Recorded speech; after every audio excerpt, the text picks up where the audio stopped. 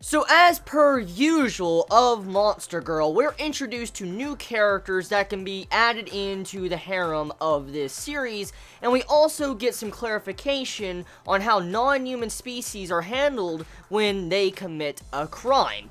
And so this episode of Monster Girl can be split up into two different segments. The first segment focuses on introducing a wide variety of characters that are kind of different in their own way and how they handle crimes that non-human species commit, and then the second half of the episode focuses on the Spider Girl that is now being introduced as going to be one of the main reoccurring characters. So before I get into the second half of the episode, let's dive into the first half. So like usual when it comes to Monster Girl, it introduces a different type of cast of characters, female characters, with their own different quirks or looks and appearances, and their different, monster attributes that we've come to expect from the series. And so it definitely adds a different type of variety to the series. At the very least, you can enjoy and kind of guess, okay, so what type of creature are these different girls throughout the entire series. And so that's kind of how the first half was. I was kind of guessing, and I bet majority of us were guessing, like, okay, so what type of monster are they? Like, what type of non-human species? Like, are they, a phoenix or whatever? And so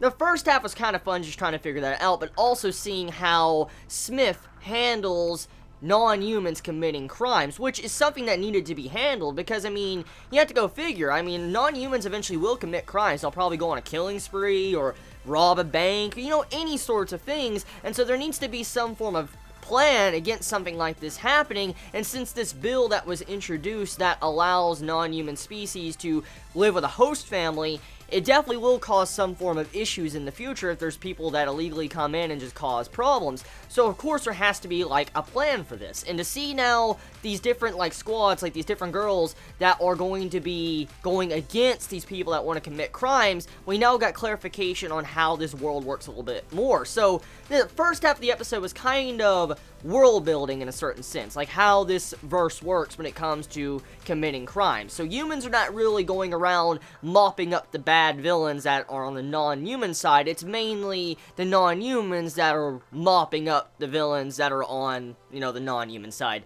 So that's some cool clarification. Now moving into the second half of the episode. The second half, very straightforward. It's something we've come to expect from Monster Girl. I think we've seen this kind of formula over and over again throughout the series, and it's nothing relatively new when it comes to this episode that is groundbreaking or anything really impressive. The only thing you can really pull out of the second half that's very impressive is depending on if you like this character design. That's one of the main things I do need to dive into. When it comes to Monster Girl, one thing I will give it is the design of its characters. The design of its characters are really different from each other. Like, you really won't see the exact same girl. They won't look exactly similar because, different monster parts attached to them, which makes them very different from each other. So it adds this different type of atmosphere to the series that you normally don't expect from a harem series. So definitely, even though this second half of the episode was very generic from what we've expected from Monster Girl, it was still enjoyable just because of the setting along with the way this character was introduced. There was something a little bit different about this story, actually, if you think about it. We come to find out that she, at one point in time, was part of a host family, but the host family looked at her, looked at, how she was a spider, and it's like, ooh, no, and they kind of cast her aside and threw her out, which eventually led it to where she was running away and she became a fugitive, and she was about to get deported. So, that was a little bit different from the normal stuff we have seen from Monster Girl, but it's still, at its core, the same thing we have seen since episode 1. So yeah, it depends on how you feel or think about the series. If you like the series and you're liking these different designs of the characters, you're going to enjoy the series. But if you're expecting anything that's kind of relatively new when it comes to introductions of some of these characters, most likely this might get a little bit stale very soon. So tell me your thoughts in the comments below. You all have a wonderful day or night wherever you live. Please be safe. Chibi out.